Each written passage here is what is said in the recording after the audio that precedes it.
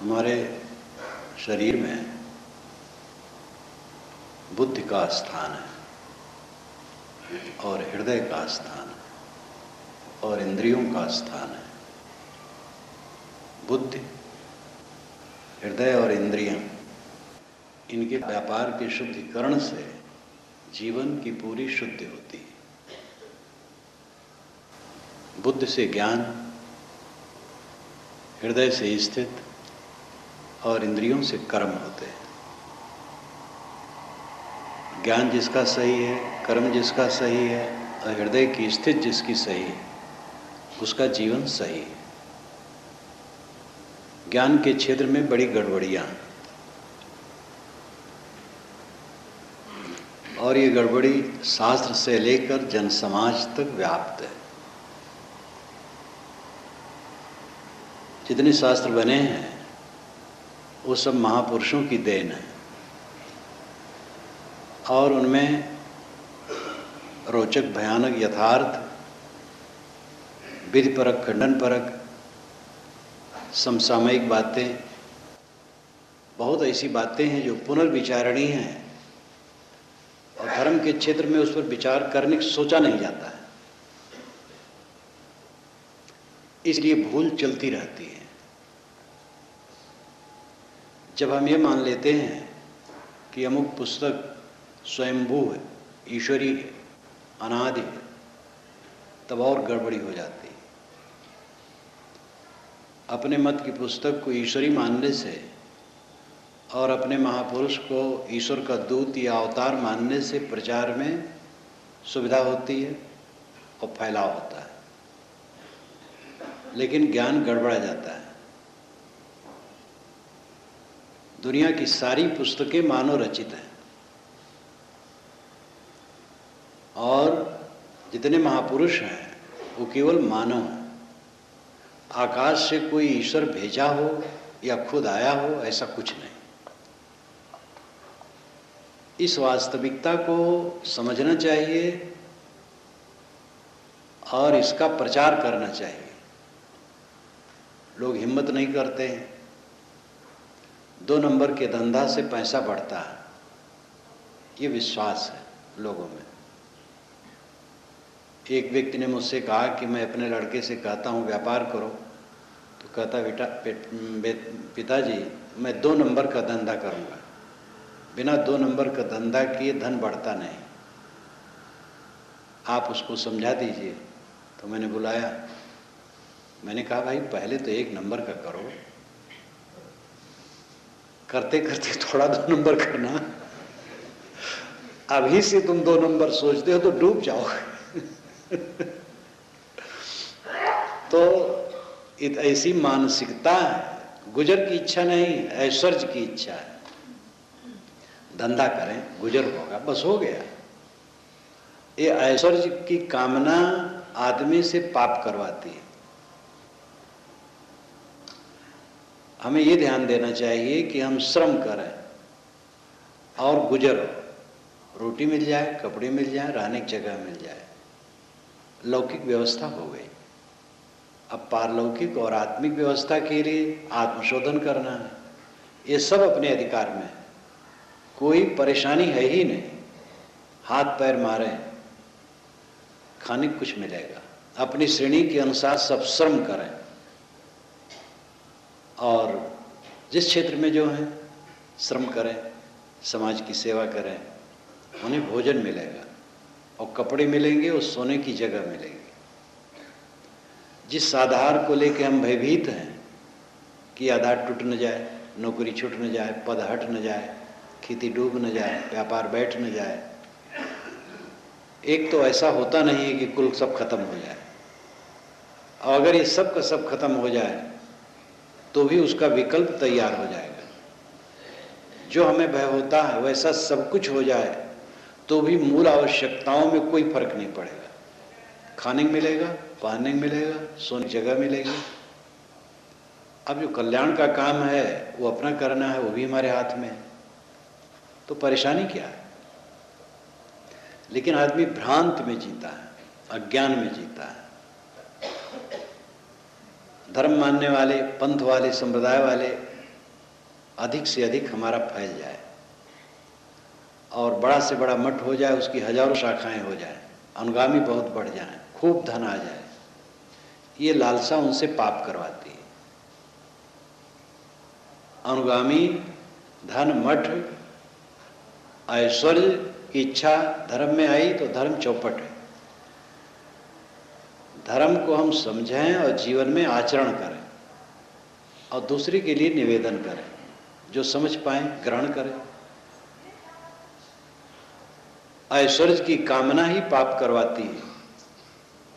ऐश्वर्य तो किसी का रहता नहीं है, वो पाप जीव को ताप जन्म जन्मांतर देता है, आज भी आगे भी रुलाता है। और ये बात समझ पाना बड़ा मुश्किल है कि पुस्तक ईश्वरी नहीं है। भयंकर व्यामोह, हमारी पुस्तक ईश्वरी है और उसमें कुछ विचार ही नहीं कर सकते हो। हमारा महापुरुष ईश्वर का दूत है, तो उसके थ्रू अगर हम नहीं चलते हैं तो हमारा स्वर्ग नहीं होगा, मोक्ष नहीं होगा। अगर ईश्वर का अवतार है तो और गंभीर है, खुद आ गया है, उसकी बात नहीं मानेंगे तो नरक में जाएंगे। ऐसा कुछ भी नहीं।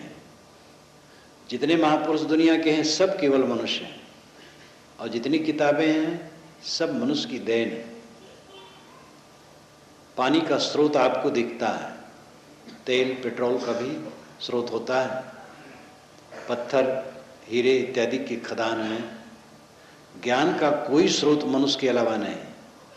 अन्य प्राणियों में ज्ञान है केवल व्यवहार के लिए, खा लें पी लें सो लें प्रजनन कर रहे हैं, इतना ज्ञान है। विशेष ज्ञान केवल मनुष्य में है। जो ये कहा जाता है कि मनुष्य तो तुच्छ है, मनुष्य तुच्छ है तो श्रेष्ठ कौन है, उसको सामने ला करके दिखाना चाहिए।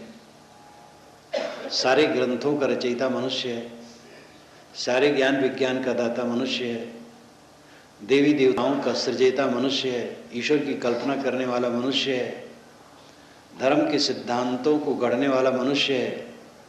अगर मनुष्य तुच्छ है तो श्रेष्ठ कौन है? ईश्वर है। ईश्वर क्या है? बस अपने ढंग से हम अपनी सुविधा के अनुसार ईश्वर बनाते हैं।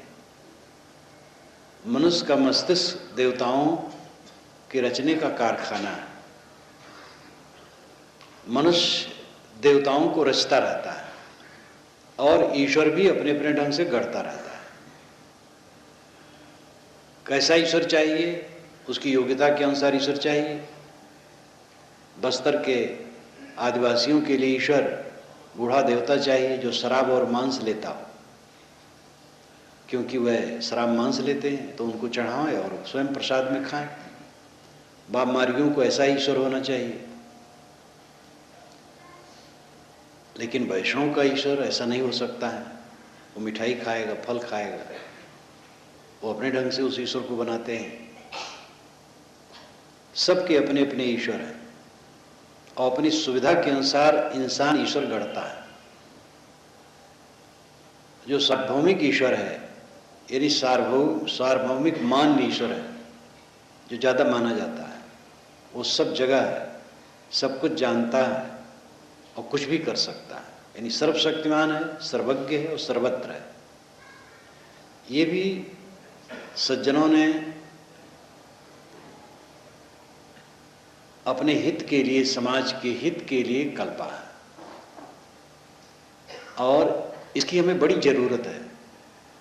ये बड़ा आवश्यक ईश्वर है।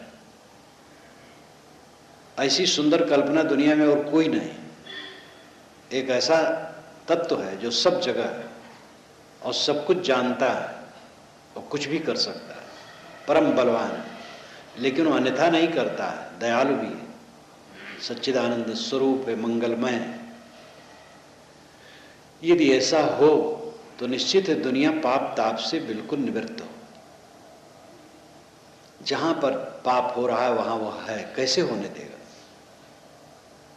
यहीं पर कोई किसी लड़की को उठा के भागने लगे, हम लोग हैं समर्थ, कैसे नहीं उसको रोकेंगे? अब वो कैसे नहीं रोकेगा? घोटाला चल रहा है, रोक नहीं पाता है। जहां घी में डालडा और डालडा में चर्बी मिलाई जाती वहां भी वो है। पर स्त्री अपहरण, पर धन अपहरण, मंदिरों में राजनीति चलती है, मंदिर मस्जिद में बैठ करके, वहाँ भी हुआ है। सब जगह है, सब जानता है, रोक नहीं पाता है। हमारी ऐसी कामना है, ये कामना बड़ी सुंदर है, लेकिन ऐसा घटता नहीं, ऐसा होता नहीं। ईशावास्यमिदं सर्वम यत्किंच जगत्याम जगत तेन त्यक्तेन भुंजीथा माँ गृध्र कसुषित धनम। ये शुक्ल यजुर्वेद के 40वें अध्याय का पहला मंत्र है। ईशा स्त्रीलिंग शब्द है, इसलिए इसका सही अर्थ होना चाहिए जगदम्बा, दुर्गा, शक्ति, लेकिन रूढ़ है ईश्वर के लिए। ईश्वर वास्यम है, वासम नहीं है, वास नहीं है, वास्यम है। वास्यम वसाने योग्य, ईश्वर वसाने योग्य। कहाँ वसाने योग्य है? यत किंच जगत्याम जगत, जगत में जगत जो कुछ भी यत किंचित जगत है उसमें बसाने योग्य है। तेन त्यक्तेन भुंजीथा, उसी का सब कुछ है, और संसार की वस्तुओं का त्याग पूर्वक उपभोग करना चाहिए, गुजर लेना चाहिए। माँ गृध्र, लोभ नहीं करना चाहिए। कसुषित धनम, धन किसका है? पहली पंक्ति में एक काल्पनिक आदर्श है, दूसरी पंक्ति में व्यवहारिक उपदेश है, और निश्चित शुभ चिंतक ने ये बनाया है। ईश्वर को सब जगह मान लो कि वो है, और वो सब देखता है, उसी का सब है, तुम्हारा नहीं है। तुम उसका उपयोग अनासक्ति पूर्वक करो, लोभ न करो। इस प्रकार शुभचिंतकों ने ऐसे ईश्वर की कल्पना की। लेकिन अगर ऐसा हो तो पाप ताप न हो। वस्तुतः जो है वो यह है, विश्वव्यापी नियम, पूरे विश्व में नियम व्याप्त है, और अगर गलत करोगे तो परिणाम गलत पाओगे, अच्छा करोगे तो अच्छा पाओगे। यही तथ्य है। जिस ढंग से हम सोचते हैं उस ढंग से होता है, गलत होता ही नहीं, पाप ताप होता नहीं। ये भी माना जाता है उसी की रचना संसार है, और किसी भी मंगलमय शक्तिमान की रचना अमंगलमय नहीं होती। हम ऐसी कोई रचना करें जिससे सब दुखी हो जाएं, तो न हमारी सर्वज्ञता है, न सर्वशक्तिमत्ता है, और न दयालुता है।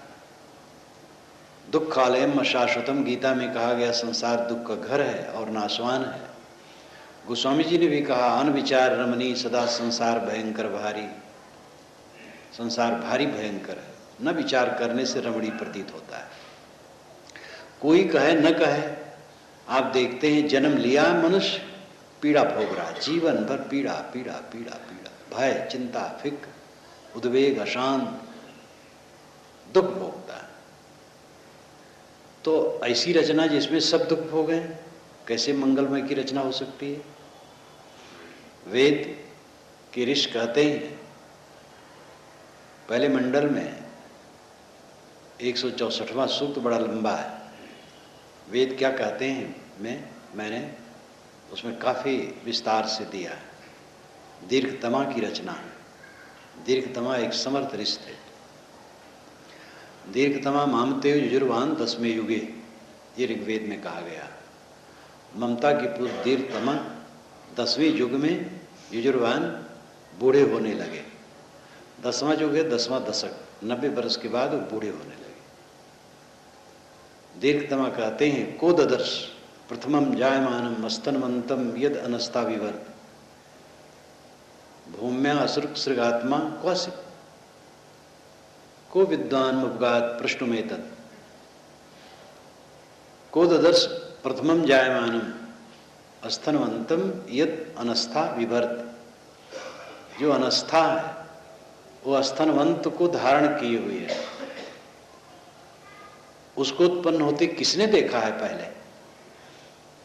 स्तनवंतम हड्डी वाला, अनस्था हड्डी रहित। ये सूक्ष्म प्रकृति हड्डी रहित है, अपार्थिव है, सूक्ष्म है, अत्यंत सूक्ष्म है। गुणानाम परमम रूपम न दृष्टपद मृक्षत। जो गुणों के प्रकृति के सूक्ष्म रूप है वो दृष्टपद से नहीं दिखते हैं। इसलिए वो अत्यंत सूक्ष्म है प्रकृति। और अस्तनवंतम, हड्डी वाली, यानी ये पेड़ पहाड़ सहित पूरी पार्थिव सत्ता को वो सूक्ष्म प्रकृति ही धारण करती है। उस सूक्ष्म प्रकृति को उत्पन्न होते किसने कब देखा है पहले? इसका मतलब है कि वो नित्य भूम्या असुर सृगात्मक वसित, भूमि से प्रकृति से अस और असृक पैदा हो गए। अस नाम प्राण, असृक नाम रक्त। इसका लाक्षणिक अर्थ है सूक्ष्म शरीर और स्थूल शरीर। जो जीव के स्थूल सूक्ष्म शरीर है वह तो प्रकृति से पैदा हो गई, समझ में आता है। आत्मा को वसित, आत्मा कहाँ से आ गए? आत्मा तो चेतन है।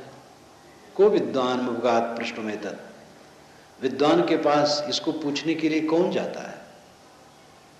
ऋषि कितने दर्द से कहते हैं।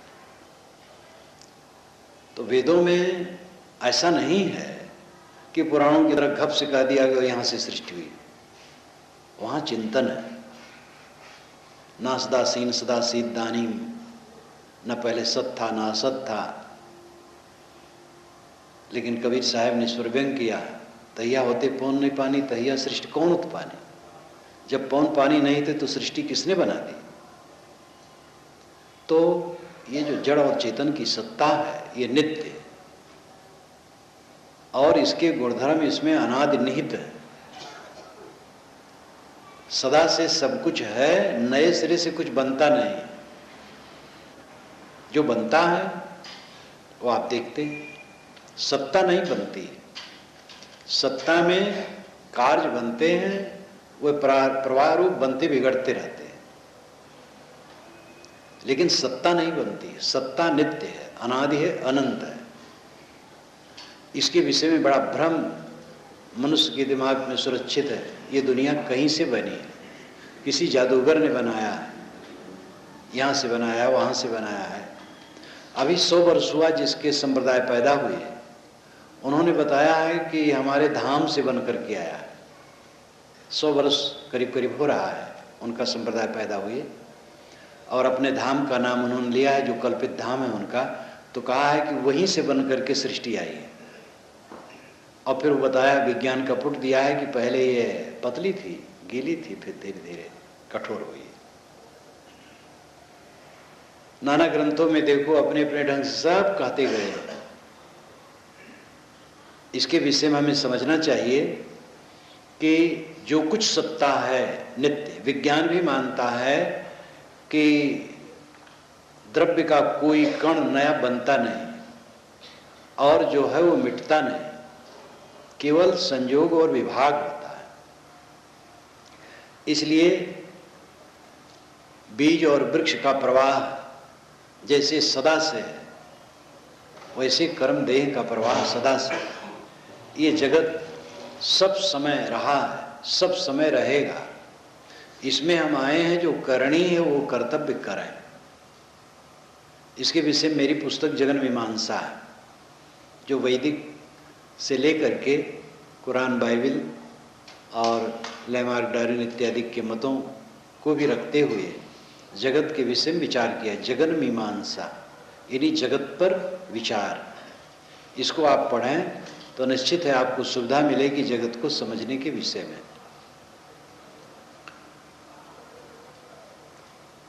अनेक बातें हैं, यही बात बहुत है जिस पर काफी विचार किया जा सकता है, लेकिन मैं थोड़ी थोड़ी सूची पेश करूंगा।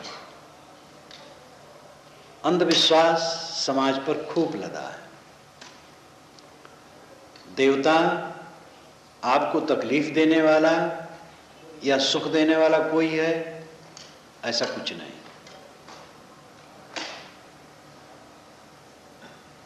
जहां तक वेद है, वेद में प्राकृतिक शक्तियों को देवता माना गया है। चांद, सितारे, अग्नि, वायु, ये सब देवता का है। दिव्य देवा मनीषिणाम, आपस देवा मनुष्याणाम, दिव्य देवा मनीषिणाम, बालानाम काष्ठलोष्टेषु बुधस्य आत्मन देवता। सामान्य व्यक्तियों के लिए नदियां देवता, आपस देवा मनुष्याणाम, दिव्य देवा मनीषिणाम। चिंतकों ने दिव्य को देवता माना, दिव्य चमकता हुआ, जो चमकते हुए तारे हैं ये देवता। बालानाम काष्ठलोष्टेषु, बाल बुद्धि वालों के लिए काष्ठ मिट्टी इत्यादि की पिंडियां देवता, लेकिन बुधस्य आत्मन देवता, समझदार के लिए आत्मा देवता। वैदिक ऋषियों ने प्राकृतिक शक्तियों को देवता कहा। अब प्राकृतिक शक्तियों की प्रार्थना करना है कि उसका ज्ञान करके सही उपयोग करना। आप ये सोचिए, जैसे आग है, आग देवता है। मैंने कल कहा था अग्निमेले पुरोहितम यज्ञ से, अग्नि बड़ा देवता है वेद का। तो आग कहीं घर में लग जाए, अब आप प्रार्थना करें कि हे अग्नि देवता शांत हो जाओ, तो शांत होगा। अग्नि को हमें समझना चाहिए, उसका सही उपयोग करना चाहिए। अगर अनुचित लगा है तो जल्दी से पानी डालना चाहिए, धूल डालना चाहिए, बुझ जाए। अग्नि से हमें भोजन पकाना चाहिए, ठंडी में ठंडक दूर करना चाहिए। अग्नि तापते समय बहुत निकट नहीं होना चाहिए, बहुत दूर नहीं होना चाहिए। इस प्रकार अग्नि का ज्ञान होना चाहिए और अग्नि का सही उपयोग होना चाहिए। अग्नि की प्रार्थना की जरूरत नहीं है। बाढ़ आ गई, अब आप प्रार्थना कर रहे हैं हे वरुण देवता शांत हो जाओ, वो क्या शांत हो? आंधी आ गई, पानी बहुत बरस रहा है, प्रार्थना करने से पानी रुकेगा नहीं, और प्रार्थना करने से पानी बरसेगा नहीं। ये मान रखे हैं कि हवन करो तो पानी बरसेगा, ये पुराना अंधविश्वास है। हवन करने से पानी नहीं बरसता है। इन सब बातों पर सोचना चाहिए, लेकिन कम लोग सोचते हैं। परिपाटी जो है बस वही चल रही है, मानते चले जा रहे हैं। देवता प्राकृतिक शक्तियां वैदिक दृष्टि से, और प्राकृतिक शक्तियों का हमें ज्ञान प्राप्त करना चाहिए और ज्ञान प्राप्त करके उपयोग करना चाहिए। सूर्य बड़ा देवता है, सूर्य का हमें ज्ञान होना चाहिए। सूर्य उगए, सबको सूर्य की किरणों का सेवन करना चाहिए, ठंडी में ज्यादा, गर्मी में थोड़ा। और निश्चित है सूर्य से हमें बड़ी शक्ति मिलती है, वायु का, जल का, मिट्टी का, सारी शक्तियां जो विद्यमान हैं उनका हमें ज्ञान होना चाहिए और सही उपयोग होना चाहिए। प्रार्थना करने से कुछ नहीं होगा। प्रार्थना तो उससे करना चाहिए जो सुने, समझे और उत्तर दे। उसके लिए भी बहुत प्रार्थना की जरूरत नहीं, निवेदन की जरूरत है।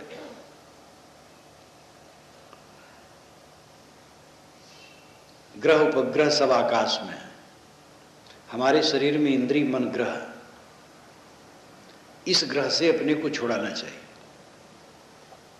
आकाश के ग्रह से छुड़ाने के चक्कर में लोग खूब रहते हैं। आकाश में ग्रह वो पकड़ लेते हैं। कितनी निहारिकाएं हैं जिनका हमें ज्ञान नहीं है, वहां से प्रभाव यहां आता होगा। तो कहां कहां आप पकड़ेंगे, क्या करेंगे? 12 राशियां कुल हैं, कर्क, मकर, कुंभ, मीन, मिथुन इत्यादि 12 राशियां कुल हैं, और 7 अरब आदमी हैं दुनिया में। एक एक राशि पर 60-60 करोड़ से अधिक लोग हैं। कुंभ राशि है, तो कुंभ राशि पर 50-60 करोड़ लोग हैं, तो सबका भाग्य एक है। ये राशिफल के चक्कर में आजकल अखबार वाले राशिफल छापते रहते हैं। अंधविश्वास बड़े जोरों से फैलाया जा रहा है। टीवी में भयंकर अंधविश्वास फैलाया जा रहा है। राशि के चक्कर में बिल्कुल न पड़ो। बच्चा जन्म ले, तिथिमित समय लिख लो, बस काफी है। जन्म कुंडली बनवाने की कोई जरूरत नहीं। जन्म कुंडली बनवाओगे उलझोगे बेकार में, सरदर्द शुरू करोगे।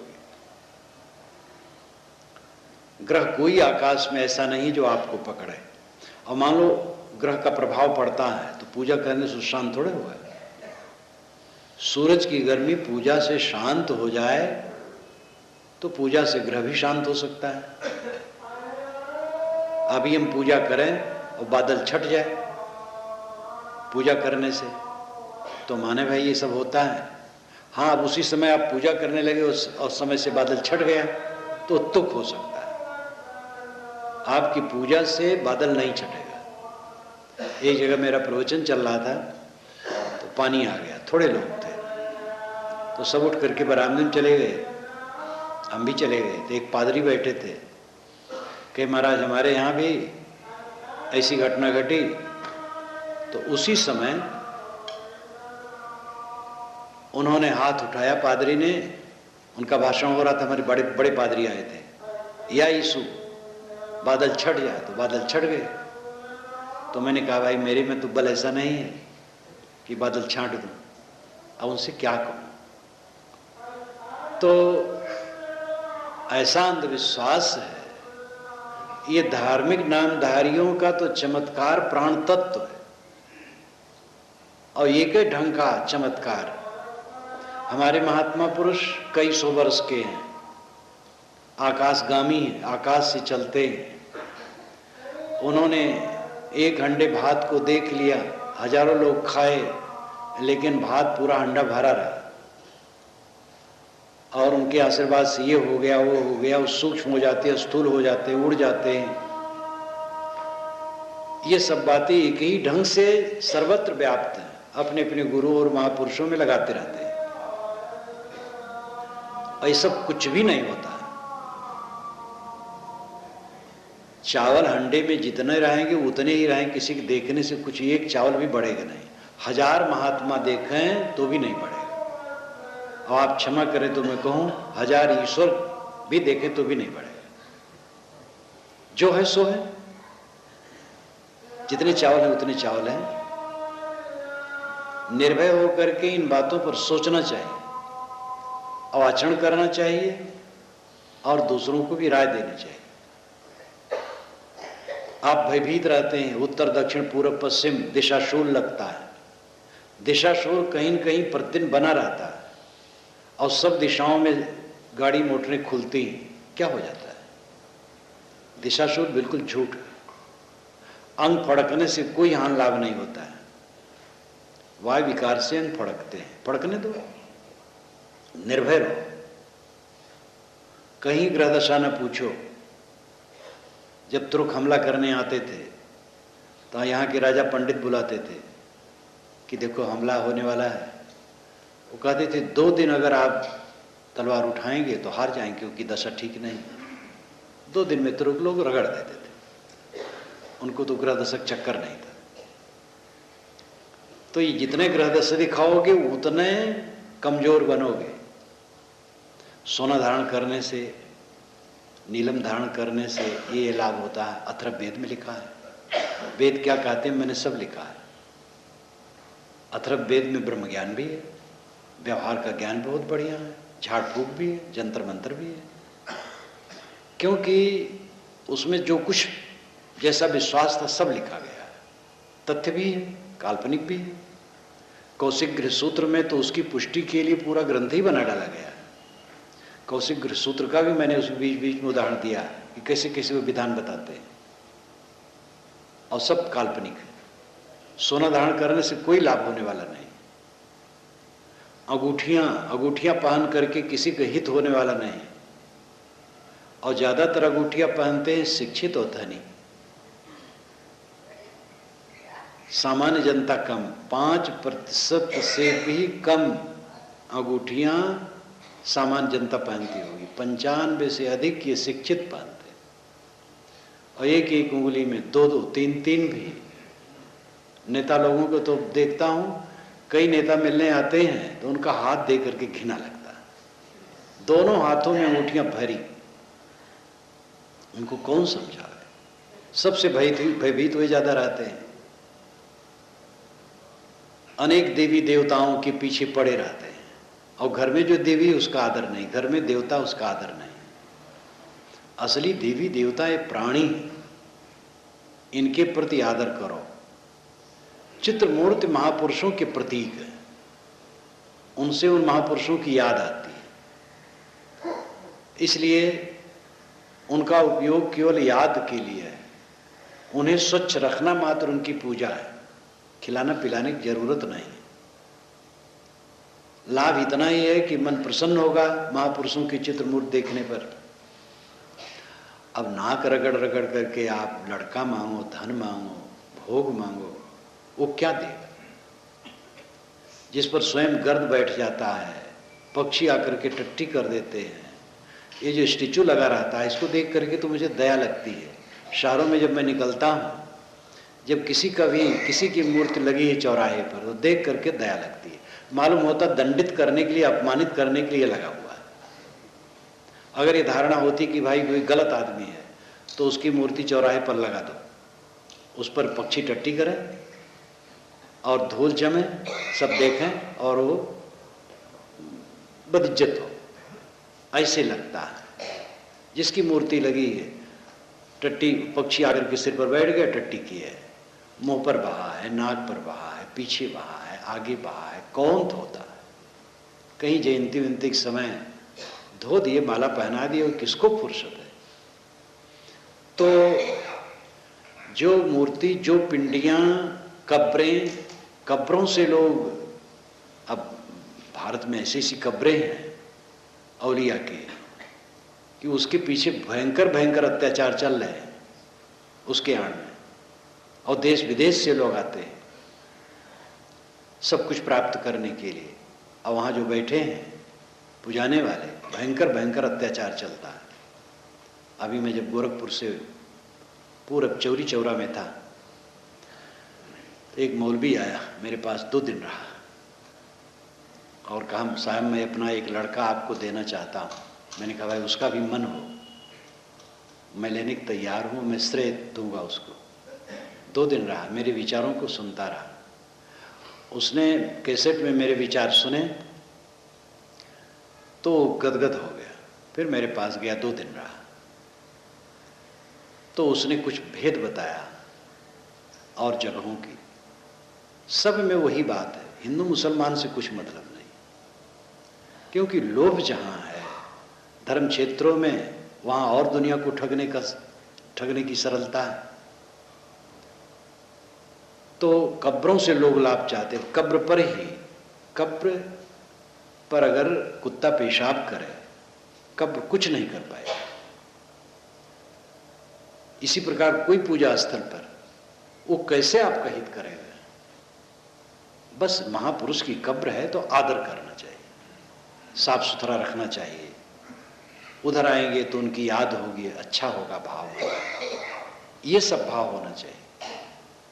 लेकिन विवेक को अलग रख करके सब लोग तो पीड़ित हैं और गर्जी हैं, पुत्र चाहिए, धन चाहिए, निरोगिता चाहिए, नवा पद चाहिए, पता नहीं क्या क्या चाहिए। उसके लिए जहां बताओ वहां सर पटकने के लिए संसार तैयार है। इन बातों में जागना चाहिए। भूत प्रेत, जादू टोना, जंतर मंतर सब निरर्थक है। भूत प्रेत नाम की कोई चीज नहीं है। शमशान में आप जाते हैं रात में और जान जाए यहाँ शमशान है तो कांप उठेंगे और आपको भूत लग भी जाएगा। लेकिन गाय का बछड़ा वहां रात भर सोता है, कुछ नहीं होता है। कब्रों में चींटियां रहती हैं, मकड़े रहते हैं, मच्छर रहते हैं, उनका कुछ फर्क नहीं पड़ता, क्योंकि उन्हें भ्रम नहीं है। आपको भ्रम है, इसलिए आप पीड़ित रहते हैं। झाड़ फूक करवाते हैं, उसके ठेकेदार लोग हैं।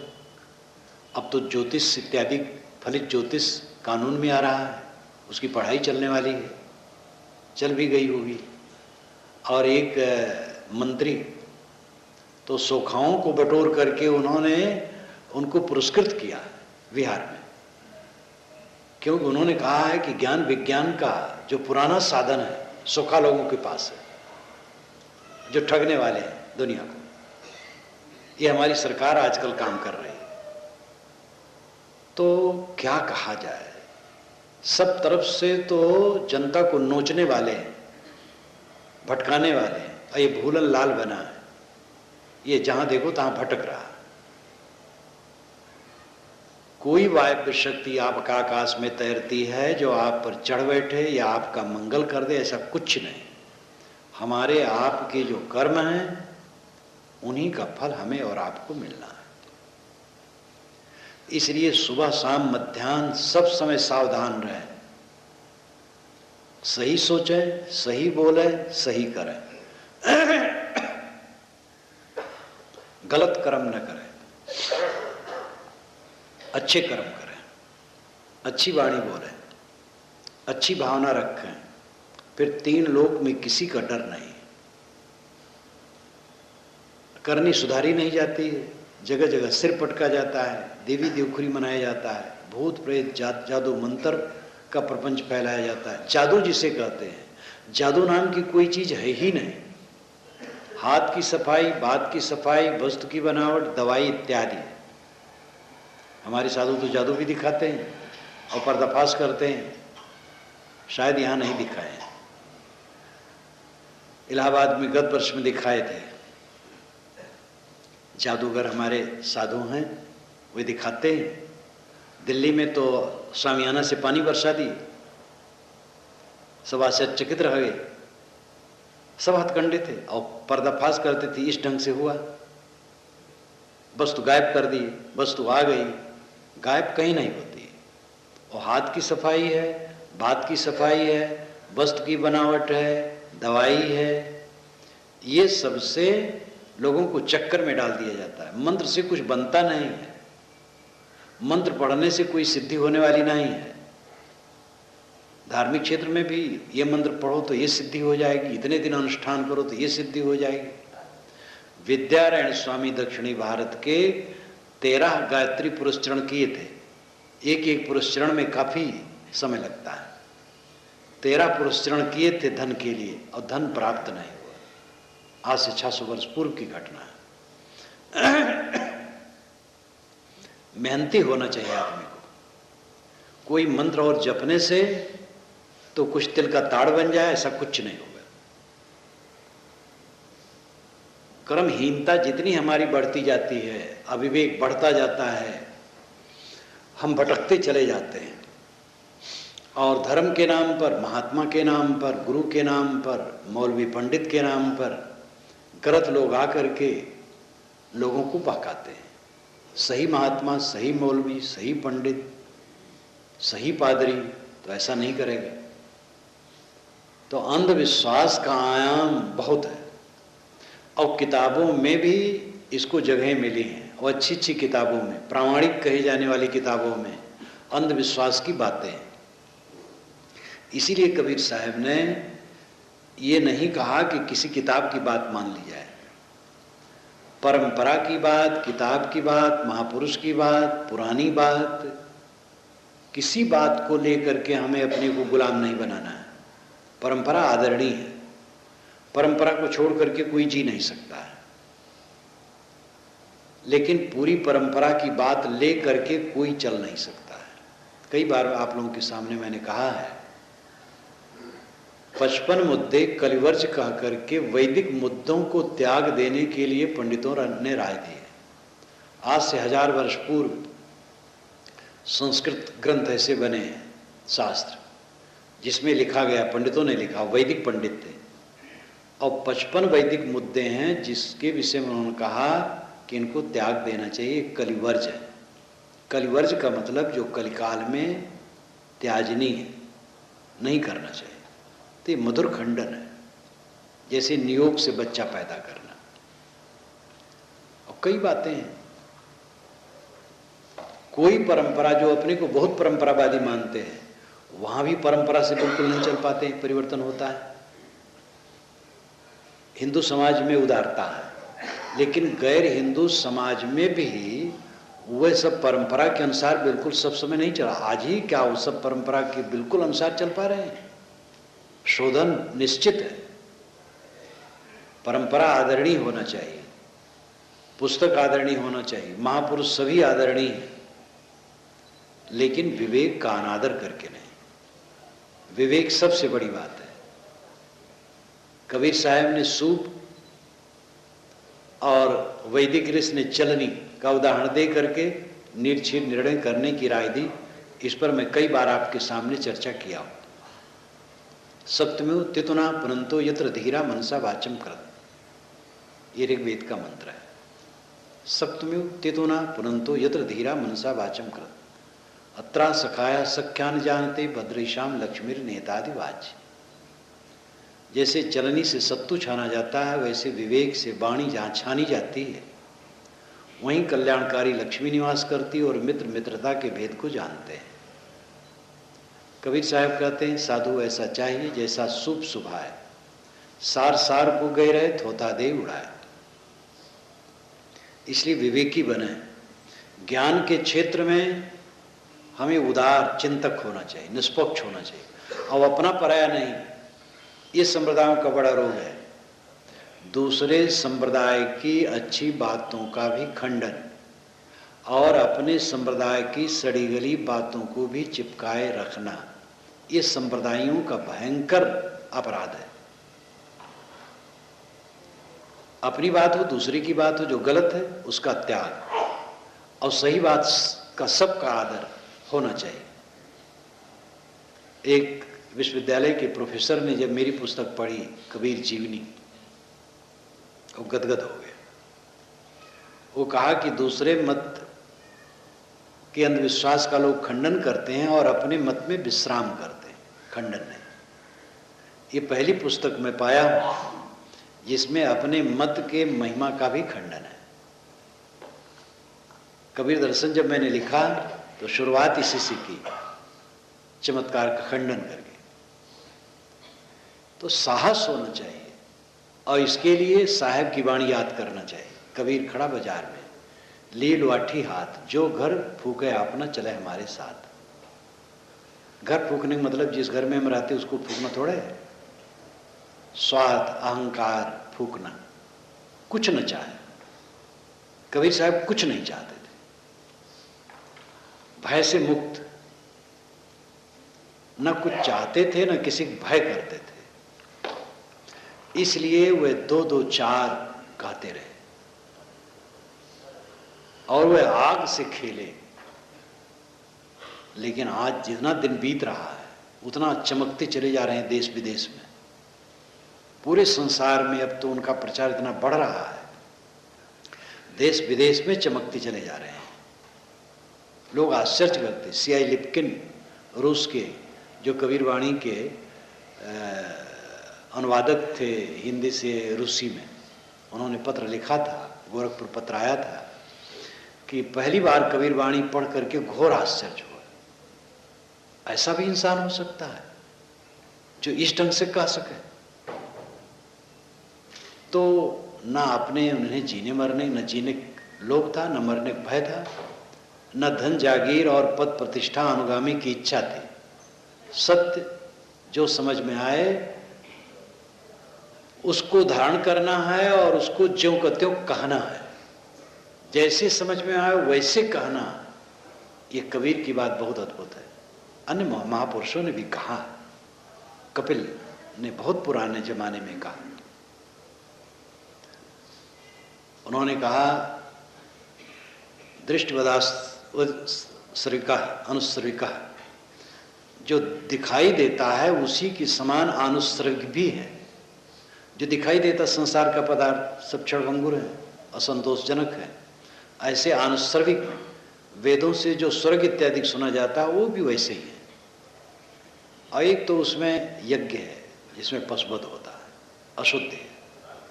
कर्म फल भोग स्वर्ग में पाओ, सुख पाओ, फिर मृत्युलोक में आ जाओ, क्षय है। और साथ ही शैतान, ऊंची नीची बिल्डिंगें हैं स्वर्ग में कहते हैं, तो विश्राम नहीं है। लेकिन तद विपरीता, उसकी विपरीत व्यक्ता व्यक्तज्ञ विज्ञान, व्यक्त अव्यक्त और ज्ञात, ये 3 के विज्ञान से कल्याण में बताता हूं। व्यक्त जगत, अव्यक्त मूल प्रकृति और ज्ञाता चेतन। जड़ और चेतन का भेद दे करके मैं कहता हूं कि जड़ से अपनी आत्मा को निकाल लो, अपनी आत्मा को दृश्य से निकाल लो, दुख इसमें दूर होगा। तटस्थ हो जाने में, उदासीन हो जाने में, अपने को समेट लेने में, यज्ञ करने में नहीं, हवन करने में नहीं, स्वर्ग पाने में नहीं। ये कपिल ने कहा था। बुद्ध महावीर ने भी अपने जमाने में कहा, थोड़ा थोड़ा कहा। कबीर जितना हिला करके झकझोर करके तो कोई कहा ही नहीं। अद्भुत है। और मैं तो कबीरपंथी हूं, इसलिए मेरा कहना कोई महत्वपूर्ण नहीं। मेरे कबीर विचार गोष्ठी में विद्वान लोग आते हैं तो मुझसे अधिक जोर हुए कहते हैं, और कहीं भी रहते हैं वो कहते हैं, क्योंकि वो कोई छिपी बात नहीं है, वो कोई चापलूसी नहीं है और कोई दिखावा नहीं, वास्तविकता है। जैसा देखा वैसा कहा, जस देखे तस कहे कबीर, उन्होंने कहा भी है। शिव काशी कैसी भई तुम्हार, अजहू सियो विचार, चुवा चंदन अगर पान, घर घर सुमित होत पुराण, बहुविध भवने लागू भोग, ऐसो कर लगन कुराहल करत लोग, ऐसो नगर कुलाहल करत लोग, बहुविध प्रजा लोग तोरते कारण चित ढीठ मोर, हमरे बलको के है ज्ञान, तोहरा को समझावे आन, जो जय मन से रहा लाए, जीव का मरण को कहाँ समाए, जो कुछ ताकर होए काज, ताए दोष नहीं साहेब लाज, दिनाचार मंदर हो धीर, जस देखे तस कहे कबीर। कबीर साहब कविता बनाना अच्छा जानते थे, प्रगल्भ बुद्धि थी, शब्द चयन बढ़िया करते थे, झकझोर देते थे, चुटकी काटते थे, मजाक करते थे, सत्य कहते थे, बड़े अद्भुत थे। यह इतना बढ़िया है, आप व्याख्या में पढ़ें। कबीर साहब गली से निकल रहे थे काशी में, उधर से शिव जी आ गए, मुलाकात हो गई। कबीर साहब ने कहा, शिव काशी कैसे भई तुम्हार, शिव जी आपकी काशी कैसे हो गई, गड़बड़ा गई है। अजो हो शिव विचार, आज भी विचार आपका नाम लेकर के बहुत कुकर्म लोग करते हैं और कहते हैं यहाँ जो मरेगा मुक्त होगा, चाहे पापिस पापी हो, ये बहुत गड़बड़ है। शिव काशी कैसे भई तुम्हार, अजो हो शिव विचार, चोवा चंदन अगर पान, घर घर सुमृत होत पुराण। चोवा चंदन अगर पान समर्पित करके और स्मृत पुराण का पाठ करके आपकी बड़ी पूजा हो रही है। बहुविध प्रजा लोग तोरते कारण चित ढीठ मोर, आपकी प्रजा बहुत है, भक्त बहुत है काशी में। मेरा भी मन दृढ़ हो गया है आपसे पूछने के लिए कि जब इतनी महिमा है तो क्यों ना मैं पूछूं। बहुविध प्रजा लोग तोरते कारण चित ढीठ मोर, हमरे बालकों की है ज्ञान, हम तो बालक हैं, आप बुजुर्ग हैं, बड़े हैं, हमारा तो इतना ही ज्ञान है, लेकिन तोहरा को समझावे यार, तुम्हें कौन समझावे। जो जय मन से रहा लाए, जीव का मरण को कहाँ समाए। जिसके मन में जो आता वही कहता है। कोई कहता काशी में पापी से पापी मर जाए मुक्त हो जाएगा, कोई कहता काशी का नाम ले ले तो मुक्त हो जाएगा। काशी को अविमुक्त कहा गया है, जहाँ से शिव कभी अलग नहीं होते हैं। और आनंद कानन मुक्ति धाम, पापी से पापी यहाँ मुक्त हो जाएगा, लाश भी यहाँ लाके जला दी जाए तो भी मुक्त हो जाएगा। तो जो जय मन से रहा लाए, जीव का मरण को कहाँ समाए। जिसके मन में जो आता वही कहता है, लेकिन जीव जब शरीर छोड़ेगा तो अपने कर्मों का फल तो पाएगा। कैसे वो कर्म कट जाएगा। जो कुछ ताकर होए अकाज, ताहे दोष नहीं साहेब लाज। इसलिए अगर जीव का अकाज हुआ, आपकी महिमा के चक्कर में लोग यहाँ पाप किए और उनका अकल्याण हुआ, तो उनका दोष नहीं है, सब हुजूर को है, आपको। ताए दोष नहीं साहेब लाज, तब हर हर्षित सो काल भयो, जहां हम तहां दूसर नहीं के हो। तब शिव जी हंस करके बोले, समझे कबीर बच्चे हैं क्या जाने, तो हंस करके बोले, जहां हम तहां दूसर नहीं के हो, मैं शिव यहाँ हूं, यहाँ दूसरे कुछ दाल नहीं गल सकती जमराज की, और यहाँ सब कल्याण है, सबका कल्याण हो जाएगा। तो हर हर्षित सो काल भयो, जहां हम तहां दूसर नहीं के हो।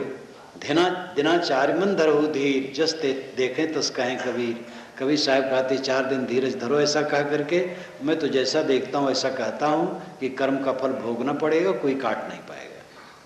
ये मनोरंजक एक वार्ता है। शिव जी कहाँ मिलेंगे, लेकिन एक मनोरंजक रूपक है। और साहब कहते हैं कि भाई नाम, तीर्थों का नाम लेकर के, शिव जी का नाम लेकर के, काशी का नाम लेकर के, अयोध्या प्रयाग का नाम लेकर के कोई पाप करेगा, पाप का फल भोगना पड़ेगा। जीव मत मारो वापुरा, सबका एक प्राण, हत्या कबहु न छूटी है कोटिन सुनो पुराण। जीव घात मत कीजिए बहुर ले तो कान, तीर्थ गए न बाँची हो कोटि हिरा दो दान। पाप कर्म करना छोड़ो, फिर तीर्थ कोई घूमे फिरे कोई बात नहीं है, अपने ढंग से पूजा करे, कोई नहीं रोकता है। लेकिन पाप करो और पूजा करने से कट जाएगा, ये गलत है। पूरा बीजक जैसे दहकती आग है, अद्भुत ग्रंथ, और कहीं भी कूड़े कचड़े गुंजाइश नहीं, ये उनकी विशेषता थी। और इतनी उनकी निर्भयता, वो दिन दिन जब कबीर साहब के 60 वर्ष बाद नाभादास जी महाराज हुए हैं। कबीर के जमाने ही में रविदास कहते हैं तीनों लोक प्रसिद्ध कबीरा, कबीर तीनों लोक में प्रसिद्ध है। और रविदास कहा जाता है कि कबीर साहब जमाने में ही शरीर छोड़ दिया, तो उन्हीं के काल में थे। कबीर की इतनी गूंज हो गई थी उनके जमाने में, और कबीर के 60 वर्ष बाद नाभादास जी महाराज जो वैष्णव संत हैं, उन्होंने कहा है कबीर कानि राखी नहीं वर्णाश्रम खड़ दर्शनी, भक्त रहित जो धर्म ताहि धर्म करि गायो, योग यज्ञ व्रत दान भजन बिन तुच्छ दिखायो, हिंदू तुरुप प्रमाण रमैनी शब्दी शाखी, पक्षपात नहीं बचन सबन के हित की बाकी, आरूढ़ दशा हुए जगत पर मुख देखी नाहिन बनी। कबीर कान राखी नहीं वर्णाश्रम खड़ दर्शनी, कबीर ने वर्ण आश्रम और 6 दर्शनियों की कान मर्यादा नहीं रखी, साफ साफ कहा। यहाँ खड़ दर्शन सांख्य योग न्याय मीमांसा नहीं है, खड़ दर्शन है योगी जंगम सेवड़ा सन्यासी दरवेश और ब्राह्मण, ये संप्रदाय। पक्षपात नहीं बचन सबन के हित की भाकी, ये नाभादास जी महाराज एक वैष्णव संत कबीर के लिए गा रहे हैं। पक्षपात नहीं बचन, कबीर का वचन पक्षपातपूर्ण नहीं, सबन के हित की भाकी, वह सबके हित की बात कहते हैं। आरूढ़ दशा हुए जगत पर मुख देखी नाहिन बनी, वह जगत पर आरूढ़ दशा, तटस्थ उदासीन निष्पक्ष होकर के गए, मुख देखी नाहिन बनी, मुख देखी बात नहीं कही।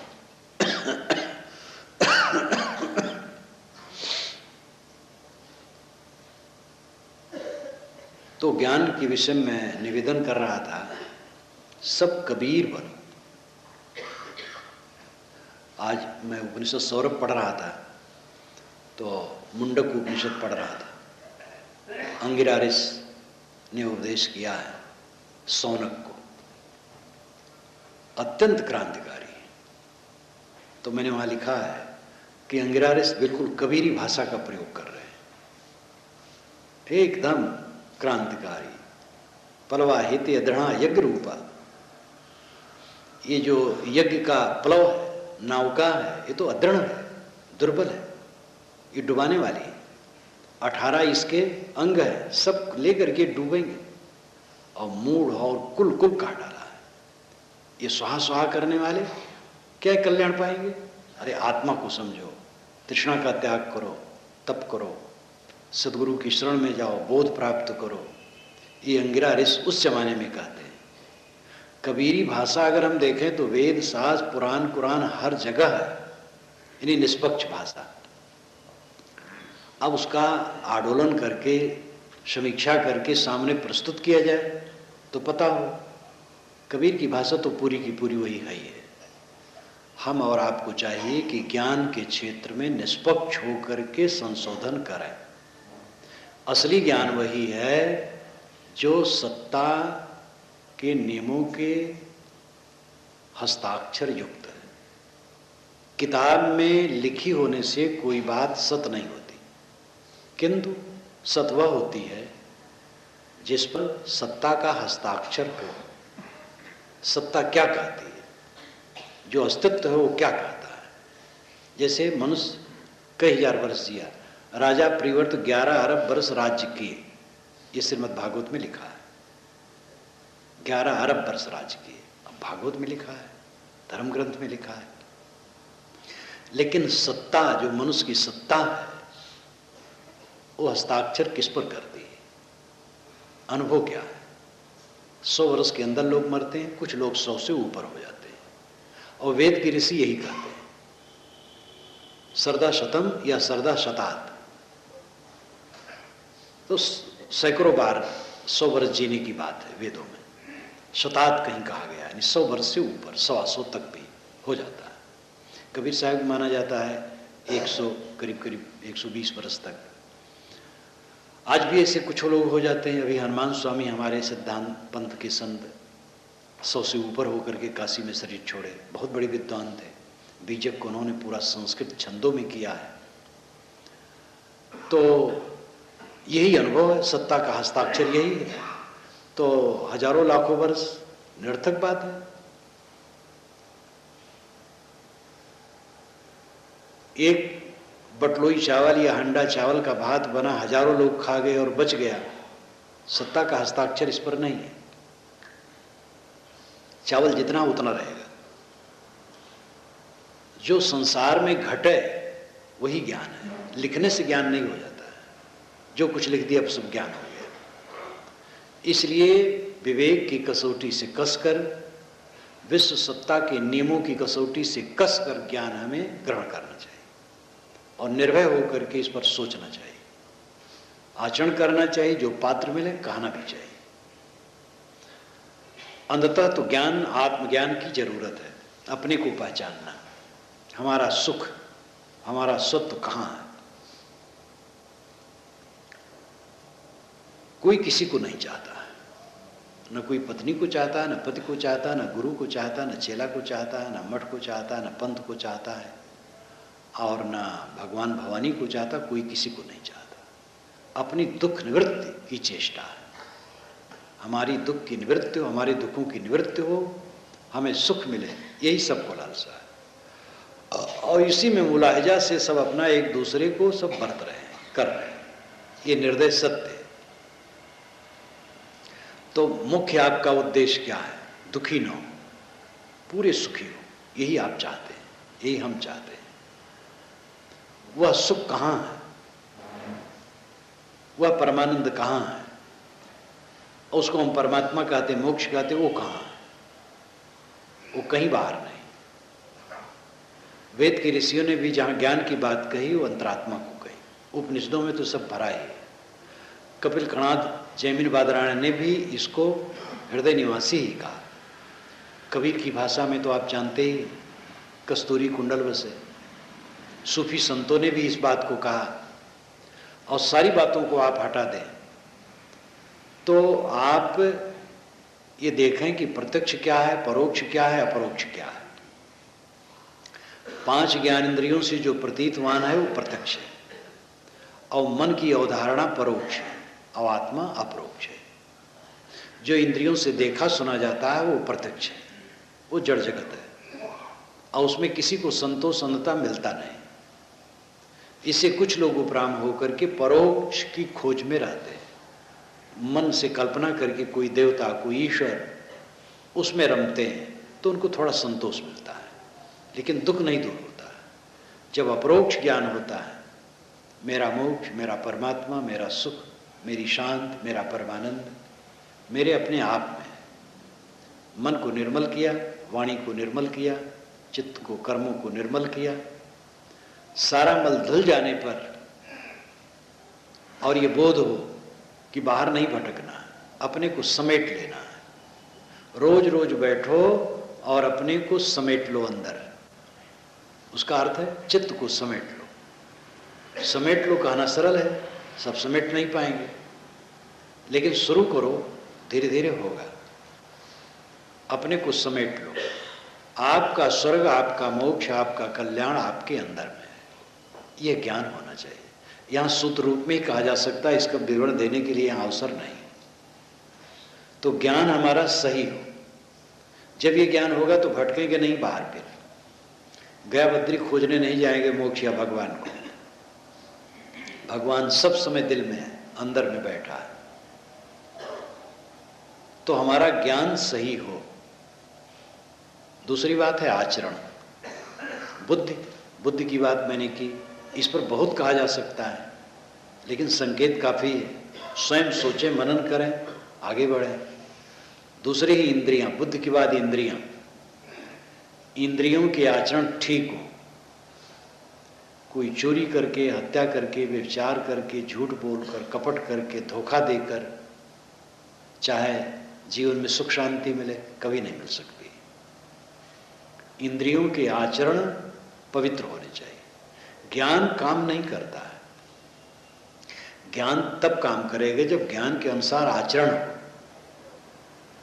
कितने लोग ज्ञान को ही सब कुछ मान लेते हैं। जान गए, प्रवचन कर लिए, कह दिए, सुन लिए, उसने में अपनी कृतार्थ मानते हैं। शास्त्रों में ऐसी बात आ गई है निर्लिप्तता की। आत्मा निर्लिप्त है तो आत्मा निर्लिप्त है तो ठीक है, वैसे निर्लिप्त बनो। तो मान लिया आत्मा निर्लिप्त, इंद्रियां कुछ करती तो कोई फर्क नहीं पड़ता है। और ऐसा बड़े बड़े ज्ञानियों ने कहा डाला है। वो बुद्धि के सागर थे, लेकिन अपना भी पतित और दूसरे को भी पतित करने वाले पहले भी हुए हैं, आज भी हैं, आगे भी होंगे। ऐसे लोग जिनकी दृष्टि में भोग योग में कोई फर्क नहीं है, सब बराबर है, चाहे जो करो। बस ये मान लो कि मैं आत्मा हूं, मैं निर्लिप्त हूं, और चाहे जो करो कोई फर्क नहीं पड़ता। नहीं, खाली मान लेने से काम थोड़े होता है, आचरण होना चाहिए। जब तक आचरण पवित्र नहीं होगा तब तक ज्ञान पर्याप्त नहीं है। इसलिए हमारी रहनी ठीक होनी चाहिए, आचरण ठीक होना चाहिए। दूसरे को धोखा दे करके कभी अपने को शांति नहीं मिल सकती। इस पर तो मुझे गोस्वामी जी का दोहा याद आ जाता है। यद्यपि वो पुराण के ढंग से कहा गया है, लेकिन मार्मिक है। विबुध काज बावन बलि, छलो भलो करि चाहनी, प्रभुता तज बस भेद अदब, मन की गई न गलानी। देवताओं का काम बनाने के लिए विष्णु बावन बन गए और बलि को छल लिए। छलने के बाद तब पश्चाताप हुआ कि मैंने एक निरपराध को छला, तो उनके अधीन हो गए। लेकिन फिर भी मन की ग्लानि न गई, संताप होता रहा कि मैंने एक धर्मात्मा को छला। ये विष्णु भगवान का कर्म उनको ताप देने लगा। हम लोग किस खेत की मूली हैं? गलत करेंगे तो हमारे कर्म कैसे नहीं ताप देंगे? जोश में आदमी दुष्कर्म करता है, और दुष्कर्म करता है जो उसके सहायक भी मिलते हैं, लेकिन कुछ दिन में सहायक काम नहीं करते, और अपने दुष्कर्मों का जब परिपाक होता है तो उसी प्रकार उसके सामने संकट आता है जैसे लोह का गोला कोई लाल लाल गर्म करके उसके मुंह में डाले, उसको खाना पड़े, वैसे दुख भोगना पड़ता है। अपने किए कर्मों का परिणाम कहीं जाता नहीं। तो देवताओं का काम बनाने के लिए विष्णु ने बावन को छला। विष्णु बावन बन करके बलि को छले। फिर पश्चाताप हुआ, उनके अधीन हो गए, तो भी मन की गलान न गई। ये विष्णु भगवान को दुख भोगना पड़ा, हम कैसे नहीं भोग। लेकिन इसके साथ ये भी निवेदन कर देना आवश्यक है कि विष्णु ने बलि को नहीं छला। वेद में जो विष्णु की बात है, मैं आपके सामने समय से कहा भी हूं। ऋग्वेद में 24 बार इसकी चर्चा है, 12 बार खुलासा है और 12 बार उर्गाय और उर्क्रम कह करके। उर्गाय उर नाम ज्यादा, गाय नाम गाना, यानी जो बहुत प्रशंसनीय है, और उर्क्रम जो बहुत चलता है। तो ये सूर्य के लिए है, और 12 बार खुलासा है। 2 दर्जन बार ऋग्वेद में आता है, और उसमें सबसे सर्वांगीण मंत्र है, इदम विष्णु विचक्र में त्रेधा निदधे पदम समूढ़ मत्स्य पांसुरे। इदम, यहाँ विष्णु विष्णु विष्णु विचक्र में चले, त्रेधा 3 प्रकार से, निदधे रखे पदम पैर, समूढ़ मत्स्य पांसुरे, पांस कहते धूल को, उनके पैर की धूल से पूरी दुनिया ढक जैसी गई। विष्णु जो व्यापन करे, सूर्य उगता है उसका प्रकाश व्यापक हो जाता है, सूर्य को विष्णु कहा गया वेद में। और इसका अर्थ देश विदेश के सभी वैदिक विद्वान एक स्वर से यही मानते हैं। वेदों को जो पढ़ लेगा अपने आप समझ में आ जाएगा वेद क्या कहते, जो मैंने लिखा है इस संदर्भ को आप पढ़िए, अपने आप समझ में आ जाएगा। मूल वेदों को कोई पढ़ने की शक्ति रखे, उससे भी समझ में आ जाएगा। विष्णु सूर्य है, उसकी किरणें पृथ्वी अंतरिक्ष और दुलोक में पड़ती, यही 3 कदम उसका रखना है। यास मुनि आज से 2800 वर्ष पूर्व हुए, उन्होंने वेदों पर निरुक्त लिखा है। शब्दों का चयन किया गया है वेदों के, और उसकी उन्होंने परिभाषा की है। तो कहीं कहीं तो 50 शब्द हैं एक पर्यायवाची, और एक कर दिया सब छोड़ दिया है, कहीं कुछ और किया है। लेकिन जितना उन्होंने किया वह बहुत काम का है।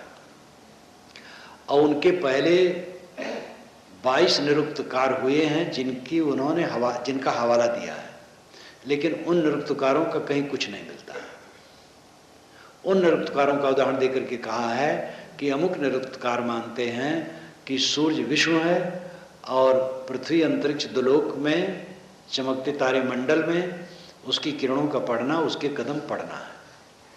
और अमुक ऋषि कहते हैं कि प्रातः मध्याह्न और शाम उसके 3 कदम है, लेकिन पहले वाला ज़्यादा महत्वपूर्ण माना जाता है। तो विष्णु 52 बन करके बल को चले, ये सब पीछे गड़बड़ाया है। शतपथ ब्राह्मण में शुरुआत की गई, विष्णु को गड़बड़ किया गया थोड़ा थोड़ा। उसके बाद और फिर 52 पुराण एक बना 10,000 श्लोकों का, उसमें तो पूरी लीला कर दी गई। फिर तो छलिया बलिछलन एक प्रयोग ही हो गया। वेद के अलंकारों को न समझकर पुराणों में बहुत गड़बड़ किया गया है। जो कई बातें आप वेद क्या कहते हैं पढ़ करके स्वयं समझ सकते हैं। ये जो 52 वाला है इसमें तो मैंने पूरी हिस्ट्री दी है, वेद से लेकर के शतपथ ब्राह्मण से लेकर पुराणों तक जो है क्रम वो सब मैंने दिया है, कैसे गड़बड़ाया गया है। वेद का कोई देवता चरित्रहीन नहीं है, सब चरित्रवान है, और पुराण का कोई देवता शायद चरित्रवान हो। ये दुर्भाग्य लेखकों का सब रचा हुआ है। बात यहां यह कि अपना कर्म फल भोग सबको भोगना है। जो कुछ हम करते हैं सबकी रिकॉर्डिंग हमारे अंतःकरण में चलती है और वो व्यर्थ नहीं हो सकती। कोई शक्ति नहीं है उसको काट दे, न कोई ईश्वर न देवता, गुरु भी नहीं काट सकता है, उपदेश केवल दे सकता है, कोई काट नहीं सकता है। क्योंकि जो हम किए उसकी रिकॉर्डिंग अंदर में हुई, वहां किसी दूसरे की पहुंच नहीं है। वो फल भोग करके तभी समाप्त होगा। इसलिए बड़ी सावधानी से जीवन जीना चाहिए। जो हमें जीवन मिला हुआ है हंसी ठट्ठे की चीज नहीं है। एक एक कदम फूक फूक के रखना चाहिए, एक एक वाणी कायदे से बोलना चाहिए, एक एक सोच ठीक होना चाहिए, एक एक कर्म ठीक होना चाहिए।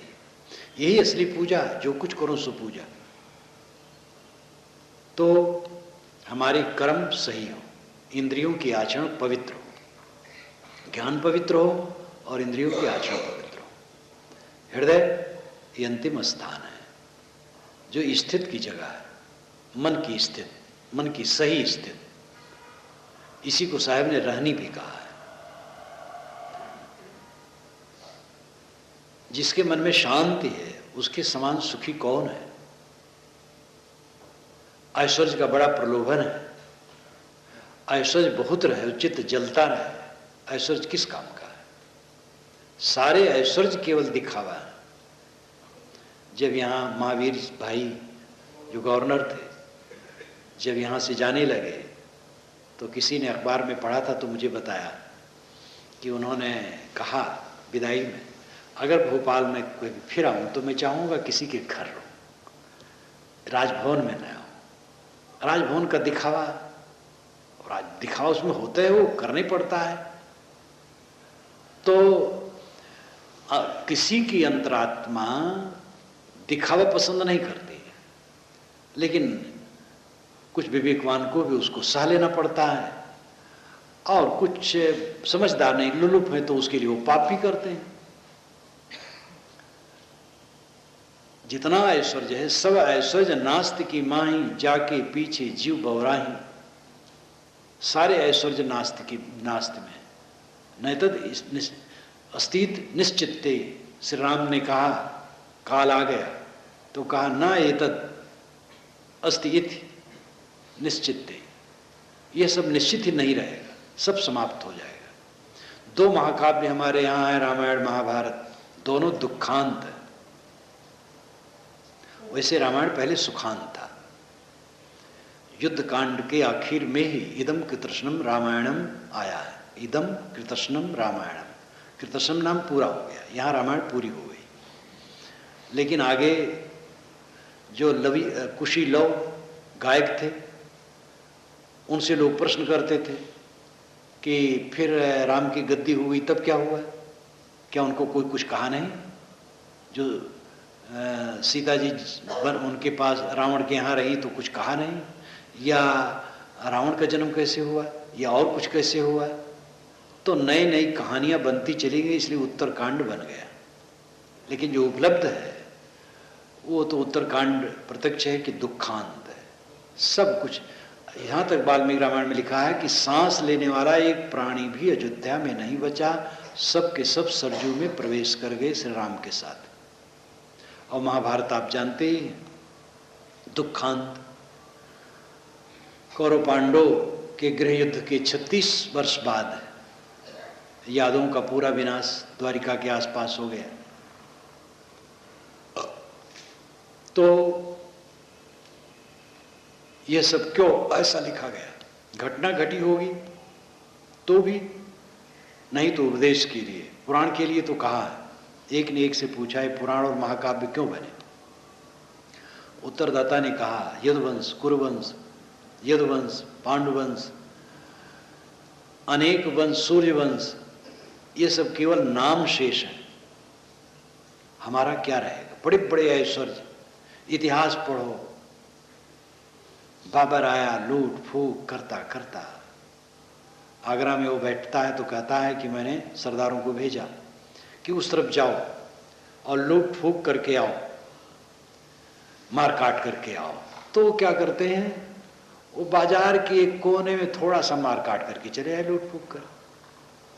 और स्वयं लिखा है कई बार कि ये सब रजवाड़े 4 दिन की चांदनी फिर अंधेरी रात ये पाप करते हैं, कब तक रहेगा? स्वयं लिखा। बुद्धिमान था बाबर और साहित्यिक भी था, बहुत बढ़िया लिखा है बाबरनामा। बाबरनामा में ये नहीं है कि उन्होंने राम जन्मभूमि को तोड़ा है, कहीं नहीं, पीछे से सब गड़बड़ लोग किए हैं। तो आदमी ऐश्वर्य के चक्कर में कैसा कैसा पाप करता है लेकिन सारा ऐश्वर्य नाशवान है। हमारा मन शांत चाहता है, शांति के समान दूसरा सुख नहीं। जिसके चित्त में शांति है वो महाधनी है, महाविद्वान है, महाप्रतिष्ठित है। जो कुछ कहो उसके समान कोई नहीं। इसलिए शांति वाला काम करना चाहिए। जितने जितने अंश में सदाचार जीवन में आएंगे, सच्चा ज्ञान आएगा, उतने अंश में हमारे जीवन में शांति आएगी। पूर्ण शांति में तुरंत लोग नहीं पहुंच सकते, लेकिन करते करते होगा।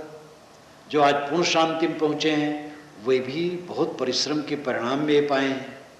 हमें और आपको इस काम को करना चाहिए। शांत परम सुख है और इसके लिए सबको सच्चा ज्ञान चाहिए और सच्चे आचरण में उन्हें चलना चाहिए। सच्चा ज्ञान नहीं है, आचरण में चलते हैं तो भी पूरी शांति न मिलेगी। वैराग्य, कोई भोग वस्तु नहीं चाहते, सम्मान भी नहीं चाहते, नाम भी नहीं चाहते, लेकिन परमात्मा ने अभी दर्शन नहीं दिया, परेशान है। और परमात्मा दर्शन देने वाला कोई नहीं है। दर्शन, परमात्मा के दर्शन शब्द ही काल्पनिक है। दर्शन जिसके होते हैं वो रूप का होता है। रूप विषय आत्म साक्षात्कार की बात है। आत्म साक्षात्कार का अर्थ है बाहर से सारी कामनाएं समाप्त होकर के अपने आप में संतुष्ट हो जाना। कोई मिलता नहीं है, कोई दिखाई नहीं देता, दर्शन नहीं होता। इस पर मुझे याद आ जाती है चैतन्य महाप्रभु के गुरु भाई, चैतन्य महाप्रभु के गुरु भाई, वो बड़े तपस्वी, बड़े ज्ञानी थे। ज्ञानी तो नहीं कहना चाहिए, वैरागवान थे। जब वे मरने लगे तो छटपटाने लगे, वृंदावन में रहते थे। हे भगवान कृष्ण, आपके दर्शन के लिए घर छोड़ा, द्वार छोड़ा, देश छोड़ा, जीवन यहाँ बिताया, अब मर रहा हूँ, अभी दर्शन नहीं दे रहे हैं, कब दर्शन देंगे? छटपटाने लगे। तो उनका एक मेधावी शिष्य कहा कि महाराज, शरीर ही वृंदावन है, आत्मा ही कृष्ण है, बाहर किस कृष्ण को आप खोजते हैं? तो उन्होंने कहा कोई है ना, इसको पकड़ करके बाहर करें। क्योंकि उनको पक्का निश्चय था कि कृष्ण भगवान मिलते हैं। किताबों में लिखा है। आज भी बहुत संत ईसा मिलते हैं, कबीर साहब अनेक को मिलते हैं। एक भक्त ने तो मुझसे कहा था मुझे कबीर साहब के दर्शन हुए हैं, तो मैंने कहा मैं तो आपका दर्शन पा करके कृतार्थ हो गया, तो वो चिढ़ गया मेरे ऊपर।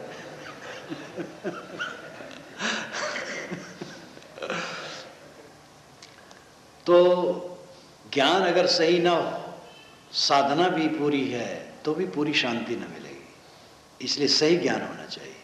इसलिए उपनिषद में भी कहा गया है श्रोत्री और ब्रह्मनिष्ठ होना चाहिए। श्रोत्री का मतलब है पूर्ण ज्ञानवान और ब्रह्मनिष्ठ का मतलब है आत्मलीन। पारखी भाषा में, कबीरपंथ की भाषा में बोध और रहनी निष्ठ कहा जाता है। बात वही है, बोध पूरा हो और रहनी पूरी हो। तो हृदय का स्थान अंतिम है। हृदय में शांति जीवन का परम फल है। और जिस चीज को लेकर के हम उचड़ा चाल करते हैं, उलझते हैं, वो सब चीजें छूट जाती हैं। हम अपनी अंतरात्मा को धोखा देते हैं, पीड़ा पाते हैं। अब आजकल में जितना संबंध है वो सब गायब हो जाएगा। जितने लोग उठ करके चले गए वो लौट करके दिखने वाले हैं। जो मर गए अपने परिवार का कुछ खोज खबर लेने वाले हैं।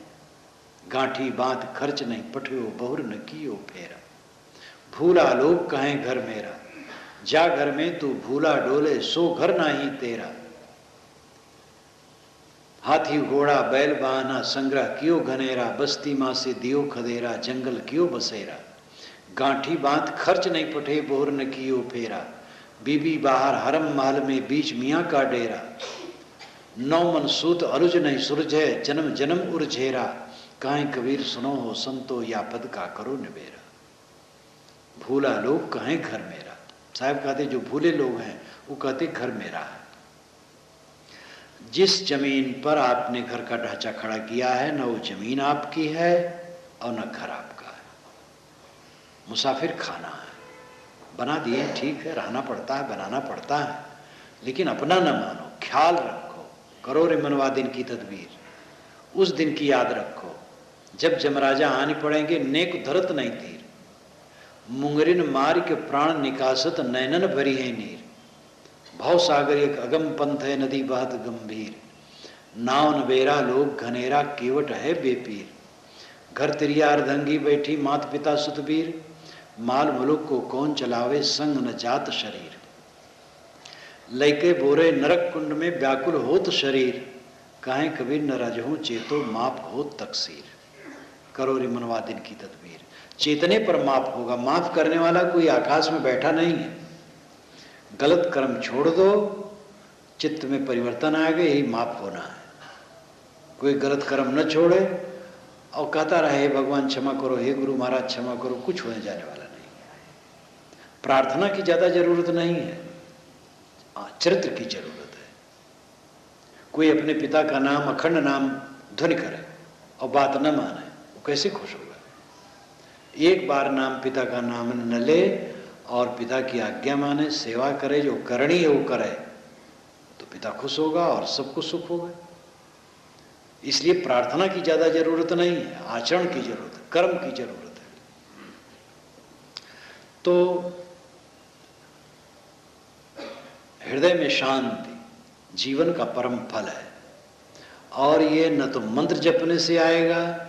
मुझे याद आती है अयोध्या में एक पंडित जी आते थे, तो उन्होंने मुझे बताया कि एक वैष्णव संत बोल रहे थे, तो उन्होंने कहा 27 या 28 कौन कहा था, इतना कोई राम नाम जप करे तो मुक्त हो जाएगा। तो वह जपना शुरू कर दिए, तो 24 करोड़ तक जपे, फिर छोड़ दिए। तो मुझसे उन्होंने कहा कि 24 करोड़ जपने पर मुझे कोई अंतर नहीं दिखा, इसलिए मैंने छोड़ दिया। तो मैंने कहा भाई 2-3 करोड़ और बचा था, कर लेते, कौन जाने हो ही जाता। तो कहे कुछ फर्क नहीं लगा, इसलिए मन उब गया और छोड़ दिया। तो ऐसा ऐसा प्रवचन लोग सुन कहते हैं, ये आदमी भटक जाते हैं। नाम जपना बुरा नहीं, राम नाम कोई जपता अच्छा करता, अल्लाह नाम जपता अच्छा करता है। कोई नाम जपे, कोई मंत्र जपे, जहां जिसकी खुशी है जपे। लेकिन मोक्ष का अर्थ क्या है? मोह का क्षय। मोह ही पीड़ा है, मोह ही फांसी है, मोह ही भवसागर है। और मोह बड़ा प्यारा है, इतना प्यारा है, इतना प्यारा है कि 100 जूता खाए तमाशा घुस के देखे। 100 जूता खाते लेकिन घुस करके तमाशा देखते। इतना प्यारा है मोह, और यही रुला रहा है। तो जो काम करना है वो मोह को क्षय करना, मोक्ष। बहुत सरल भाषा में आप इसकी परिभाषा कर सकते हैं। मोह से मोह, क्षय से क्षय, इच्छा से क्षय, मोक्ष। मोह का क्षय बस मोक्ष। ना मोक्षो न सपृष्टो ना पाता न भूतले। सर्वासासम क्षय चेतः क्षय मोक्ष तीर्जते। मोक्ष आकाश की पीठ पर नहीं है, धरती तल पर नहीं है। सभी वासनाओं का क्षय मोक्ष। जियत न तरे मुए का तरी हो जीते जो न तरे। जो जीते जीते नहीं तरा है, मरने पर क्या तरेगा। इसलिए परम शांति, परम सुख को प्राप्त करने के लिए जो उसकी प्रक्रिया है वो अपनाना चाहिए। पहले ज्ञान सही हो, फिर आचरण सही हो, शांति अपने आप आएगी। ज्ञान गड़बड़ रहेगा, आचरण ठीक भी हो तो पूरी शांति न मिलेगी, और ज्ञान पूरा हो आचरण न हो तो भी शांति नहीं मिलेगी। ज्ञान सही हो, आचरण सही हो, तो उस प्रक्रिया में धीरे धीरे शांति आने लगेगी। ये अपने जीवन में मेरा ही अपना अनुभव है, दूसरे भक्त लोग भी अनुभव बताते हैं। एक सज्जन ने कहा, महाराज आपसे जब तक नहीं मिला था, मन में जो होता था, धनी आदमी और काफी योग्य विद्वान ने कहा कि मन में जो आता था समझता था वही मैं हूँ, खूब सोचता था, खूब उलझता था। आपके संपर्क में आने पर लगा कि मन अलग है, मैं अलग हूँ। जो मैं कल्पना करता हूँ व्यर्थ उद्वेग है, समझ में आया तो उसको कम करना शुरू किया। क्रोध घटाया, लोभ घटाया। अब पहले से तो वैराग नहीं रहता है, लेकिन जब हानि हो जाती है तो उतना दुख नहीं होता है, और लाभ होता है तो उतना पुलकाव नहीं होता है। तो ये प्रगति हुई। ऐसे कोई साधना करता चला जाए, बस वो विजयी होता चला जाएगा। मुझे स्वयं अपने जीवन का अनुभव है। जिस चीज पहले मैं नमक छोड़ा, जब घर में तो नमक नहीं छोड़ा था, जब घर छोड़ा उस साल कुछ समय के लिए नमक छोड़ा, लेकिन नमक में मन लगा रहे, और नमक वाली सब्जी थोड़ी सी कहीं आ जाए तो बहुत अच्छी लगे। तो नमक तो छोड़े रहूं, लेकिन नमक में मन लगा रहे। मिठाई छोड़ो तो मिठाई में तो नहीं लगा रहे, लेकिन अच्छी लगे जब खा लो। धीरे धीरे धीरे धीरे कई बार छोड़ता रहा, अनेक बार छोड़ता रहा, लंबे लंबे समय तक। अब तो 2-3 वर्षों से उसको काफ़ी छोड़ा, इस समय तो थोड़ा थोड़ा चलता है, लेकिन नमक के लिए आकर्षण बिल्कुल खत्म हो गया बहुत वर्षों पूर्व। ये अपना अनुभव में कहता हूँ, इसमें कुछ बनाव चुनाव की बात नहीं। जिसके लिए बड़ा आकर्षण था, बहुत छोटी सी चीज है, और उसके लिए आकर्षण बंद हो गया अभ्यास से। ये बहुत छोटी चीज है, नमक जीवन भर खाए कोई हर्ज नहीं, कम खाना चाहिए। तो जितनी आसक्ति है, आसक्ति छोड़ने से आसक्ति मिटेगी। चलने से तब चलने की शक्ति होती है, न चलो फिरो तो फिर 1 किलोमीटर चलना ही बहुत मुश्किल हो जाएगा। हर दिशा में परिश्रम से उधर विकास होता है, त्याग से त्याग की शक्ति बढ़ती है। तो मोह को जीतने की जरूरत है। ज्ञान हो, आचरण पवित्र हो, मोह को जीतें, चित्त में शांति मिलेगी। शांति, पूर्ण शांति की प्राप्ति बुद्ध की भाषा में निर्वाण है, योगियों और जैनियों की भाषा में कैवल्य है, कबीर साहब की भाषा में सहज समाधि है और मोक्ष है, वेदांतियों की भाषा में अद्वैत है, सूफियों की भाषा में हकबीनी है। बाहर से कहीं कुछ मिलने वाला नहीं, मिलने का महाधोखा है, और इसीलिए मिलने के चक्कर में हम सब समय पड़े रहते हैं। लेकिन आपका स्वरूप अनमिल है, आपका आत्मा अकेला है, उसमें कुछ नहीं। अपनी आत्मा से अलग आप नहीं हो सकते, और बाहर की चीजों को चिपका करके भी चिपकाए रख नहीं सकते, छूटना पक्का है। शरीर जब छूट जाएगा तो क्या रहेगा। इसलिए सच्चा बोध, ज्ञान होना चाहिए, सच्चा आचरण होना चाहिए, सच्ची रहनी होनी चाहिए, और इस जीवन में परम शांति की प्राप्ति करनी चाहिए, यही जीवन की सफलता है।